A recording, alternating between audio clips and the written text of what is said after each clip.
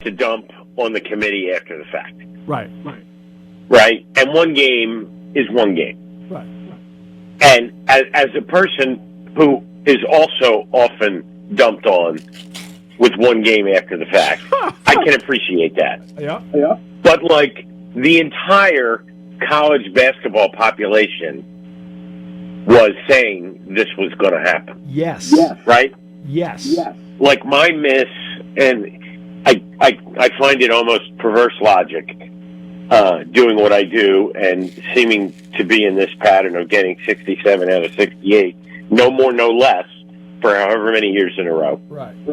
Like, it's at the point now where I predicted my miss before it happened. Right. Because I thought I was going to miss on Oklahoma. Right. Which was correct. And somebody said, well, you would have had them all. And I'm like, no, I wouldn't, because I wouldn't have put Virginia in. Right. And that's kind of the point here, I think. And I am not an eye test guy. Right. Okay, we play 35 games a year, roughly, before Selection Sunday. We keep score for a reason. We should base it primarily on results. Yeah. But in this case, I base it on results, but I also look at things, and I just kind of want to know what they were watching. And I don't even think it's that. I think that the ACC voice in the room simply was louder and more powerful than the Big East voice or Indiana State's voice or I don't know what voice. And what I really, really, really think is that they all knew that Pitt was better. Yep. Pitt blasted Virginia at Virginia. Yep. But they simply couldn't take Pitt because of that non-conference schedule number. That's right. And we could argue until the start of football season over whether that's a legitimate criteria. But what's not arguable is they've applied it consistently for 30 years. Yeah. If you're on the bubble with a crappy non-com number, you're not getting in. And it happened to you guys. Yeah. The year you won the NIT last. Yeah. So, Right. No, and I remember having that conversation with Patrick. Yep. So, at least you have to kind of stand up and acknowledge their consistency in applying it. And they also didn't give Iowa State a 1 seed. That's right. Or higher up the 2 line because their non-conference schedule was awful. Right. I thought both of those things were the most predictable outcomes in the whole bracket. Right. And people don't realize, I've always tried to point this out to everybody, and please tell me if I'm off base here. Joe's not sitting there doing his opinion. Joe is trying to think the way the committee thinks, and he's trying to give you an indication of what direction they might be going in, and that's why the accuracy is so good. Am I fair there? Exactly. Because, pick your favorite network for college basketball, and there's dozens and dozens of analysts telling you who should be in. Yeah. Right? And they're giving basketball opinions, presumably. It's a little irritating to me sometimes when they give those opinions and never say who they would take out. Right. Because, that's kind of part and parcel of the whole, limited field thing. Yeah. I'd like the Eagles to sign every all-pro defensive player available. But I think they have this thing called a salary cap, which prevents that. So we have our own salary cap. Yeah. It's called 68. Yeah. And the reality this year is we really only had 63. Yeah. Because the at-large pool shrunk by 5. It didn't shrink in real terms, but for the typical at-large availability, 5 spots simply disappeared because of what you mentioned, the Saturday and Saturday night chaos. And in an average year, it's 1 or 2. Yeah. So you want to be, I don't know, Oklahoma, Seton Hall, Indiana State, Pitt, Providence, whomever. At least half of those teams would have gotten in a normal year. We'd be having an entirely different debate today. That's right. I think the combined total the last 2 years was 3. The combined total was 3. This time it was 5. The average is about 1.5. Yeah. And so, because I kind of pay attention to these things. Right. I noticed. And well, I mean, anyone would if that was their job. Right, exactly. And I mean, right? And Joe, here's the other part. But the NCAA committee still does a couple of things where I sit back and go, whoa, hold on. And I'll just give you one. We all know NC State had to play 5 games, 5 days. We know that. Yes. Okay. So and they steal a bid because I believe before the ACC tournament they had no quad 1 wins. They weren't going anywhere. Right, they're going nowhere. Right, but they play 5-5, and the result is Saturday night they win. Why are they playing on a Thursday and not a Friday? That's the part where I get baffled. Like, okay, why do they have to play Thursday? Without reverse engineering the seed list into a blank bracket, which is what I will do at some point, it may be that was the only place they could go. Yeah, maybe. Yeah. Right? I'm looking at the 11 spots. The spots for 11 seeds, 3 of the 4 happen to be Thursday, Saturday. Right, okay. And that's pretty random. Yeah. So, I'm not going to bang them for that. Yeah. I'm just saying, I look at on the list of transgressions, that would be 105th. Was it Apollo 13? There are 800 things that have to be happening between now and Splashdown. We're up to number 8. Yeah, exactly. Here's what I really think, Steve. This is what I really think.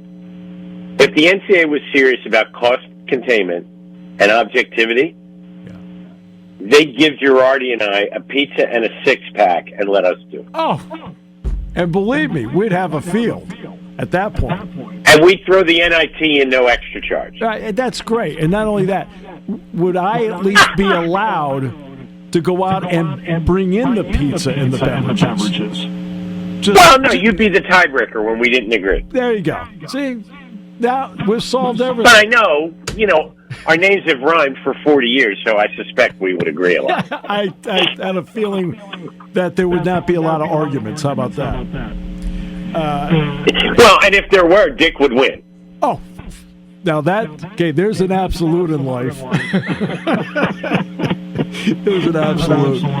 No, it's like being married. If you just assume you're going to lose the 1-1 vote, exactly, you save a lot of time. Oh no, I've always counted on. I know where 51% of the vote is. All right. Yeah, exactly. That's really great. I always figure that out quickly. All right, so we look at the field. Right, what are your general thoughts on a couple of things people should be looking for now as we get to the final day of the first 4? That, as much as it pains me to say, they basically got it right. Yep.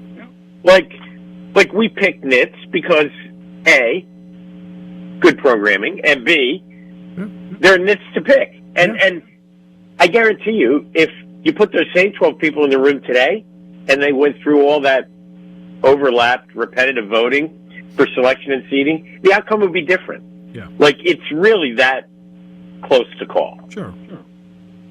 And there's not a lot of separation at the end of the line. To me, the storyline of the season overlaps into the tournament, which is, and this is unusual, however you want to order the top 3. They did UConn, Houston, Purdue. That's right. Okay? Yep. Right? And since New Year's, almost, definitely mid-January, those 3 have been separated. Maybe not a full rung up the ladder, but at least a half a rung. Yep. And right? And now they jockeyed amongst themselves, but nobody ever slipped back to the rest, to the pack. Right. So I think an interesting prop bet, I think of all the years where it was like, you want to take Tiger or you want to take the field at Augusta, right? I think if someone offered me those 3 against the field, what would the play be? I mean, Because ordinarily in the NCAA tournament, you always take the field. Yeah. Because the field always wins. Last year. Last year, the best team, like we think about how dominant UConn was, and they were. Yeah. They were a 4. They were 4 seed. Yep. Yeah, and they had their bumps during the year. Yep. I don't remember them complaining about being a 4. No. And in fairness, Danny would complain that it's Tuesday. So I know. You and I know that. Right? Yes. Oh my gosh. He would I think he's a phenomenal coach, but he would give an aspirin a headache. Oh my goodness, yes. So that said, I would be very surprised if the champion isn't one of those 3. Yeah. And I think that what were the seed numbers last year of the Final Four? I think it added up to 23. I think that's right. Which it was a big number. Yeah. And the biggest number ever, I think. And I'm not saying we're not going to have upsets all over the place this weekend and maybe into next, but I think by the time they get to the end, we're going to have a regression to some chalk because of the power of those 1 seeds. Now, they're not all going to make it. No. Because it's only happened once in 40 years. But 3 of them are going to make it, I think. Right. No, and I think a couple of them will make it. Look, this is Penn State's in it last year. Okay. And somebody asked me about what seed they were, and I said, you know what? I said, you know what the seeding means? Hey, all the seeding means is, okay, if you win, who's next? I said, it doesn't matter about where everybody else is. It just tells you what's your pathway. And I think that's hard for people to grasp as to what that actually means. That's what it is. Like, path is everything. Yeah. Path is everything. Yep. There's a great banner in Boca Raton that says Final Four 2023. It's never coming down. That's right. To their credit. Yep. I don't think there's an asterisk that says we played FDU in the second round and not Purdue. Right? Exactly. And the ACC still coming after me for telling the truth about their decline. We had 2 teams in the Final Four, Duke and Carolina. Well, Carolina in the Elite Eight, that's St. Peter's. Yeah. Now, nothing against St. Peter's, but right? Great story. We all loved it. Yeah. Since 1939, when the tournament started, no one's ever had an easier Elite Eight game. That's right. It's just, and it wasn't because of seed. It was because, it wasn't Purdue's day against St. Peter's. It definitely wasn't Kentucky's day either in the round before. Right. So, sometimes it just falls into the bad luck category or good luck. Right. Well, exactly. But this or bracket luck or seed luck. Just because you have great history, which is important, doesn't mean in this particular year you're having a great year. Right? And you add the intelligence to tell everybody, hey, look, you're not quite as good this year, which they were irritated about, because as I've told people, the last 2 years, let's take Indiana, as great a tradition as anybody has in the sport, right? They're right up there in tradition. Correct. Yet the last 2 years, Penn State's been a better team than Indiana, including this year. They've just been better. No question. Right? Well, guess what, Joe? Right. Okay? It doesn't matter that you won in 1987. It's 2024. If Wake Forest isn't good enough, they're not good enough. Yeah. I remember watching a baseball game once, and Joe Garagiola was talking about, I think it was the Astros and Art Howe being able to turn a double play. He was Astros manager at the time, and he's like, well, he said, that guy's no better than Art Howe at turning the double play. He said, but Art Howe's 63 years old. He doesn't quite pivot the way he used to. So that's what we're talking about. And when you said, great history doesn't translate. I think the Latin word for that right now is Virginia. Yeah. Like, I love UVA as a school, as a program, the coach, everything. Yeah. They're just not very good at basketball. Right. And, like, okay, that's not, like, a world-ending statement. But I think we kind of saw it to be pretty true. Yeah. Well, in the decade of the 20s, who has more NCAA tournament wins? Penn State or Virginia? Okay. Well, I know Virginia doesn't have any. That's right. And Penn State has one. So, yeah. And yeah. So to me, the logic is if that team went 13-7 in the ACC, now I'd have to look because, like everything else now, there's unbalanced schedules. Right? Exactly. But I grew up on ACC basketball in part because it was the only thing on television. Right, exactly. ACC and Notre Dame. Yep. And same here. And yeah, of course. And you can't tell me that this ACC 5 years later is as good as the one that had Zion Williamson. That's right. It just isn't. And at some point, they're going to wake up and go, maybe we need to address the basketball part of this. Yeah. Hey, by the way, go ahead. No. I've pontificated more than enough, which I tend to do after practice. No, this is you and me talking. Who cares? It's not pontificating. It's just two guys talking basketball. Hey, St. Joe Seton Hall, opening round NIT. What are your thoughts? Yeah, how about it? Well, I mean, how many teams had to decline to open up this bracket to make it look like a regular NIT? Yeah. As opposed to what we feared. I know my Hawks are thrilled to be in. They didn't expect it, but as team after team after team kept failing, well, whatever was in the end, bid thieves on the one side. Well, we had bid givers in the NIT. Yeah. Seton Hall's the number 1 overall seed. That's who the Hawks drew.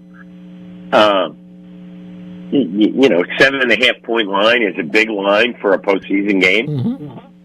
It's not at the big arena; it's at the little gym on campus. Yep. Like, this is going to be a heavy lift for the Hawks, Sure. who are pretty good. Yeah. But what have we seen in the NIT 100 times? Which is the teams that want to be there. Yep.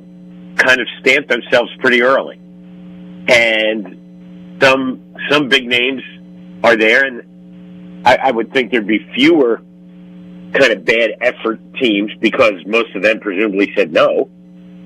But we don't know that. Like, I saw LSU hosting North Texas last night because it's in the other part of the Hawks bracket, and like they got blasted at home and looked like they couldn't have beaten a CYO team. Right. So, as a Hawk, I'm kind of hoping that maybe Seton Hall has that issue tonight. Yep. But they start 4 seniors and a grad transfer, and they voted unanimously to play. So I'm going to bring a helmet. There we go. Hey. Thanks, Joe. Thanks so much. You and I always have a great time just talking. Right? It's just great to have you on as always. Yeah, it's my favorite. I love it when I hear from you, Steve. Hey, Joe. I mean, you did another great job. And it's interesting because I talked to my broadcasting class today about critics. I said, I have 2 words. I said, if you know what you're doing, who cares? Yeah, I mean, it bothered me more, I guess, when I was younger. Yeah. And as long as people don't make it personal. Right. Like, for the most part, we're having basic, like, sports bar arguments. Exactly. And that's okay. Yeah, that's fine. Like, it's that kind of, I mean, fan is short for what? Fanatic. Yep.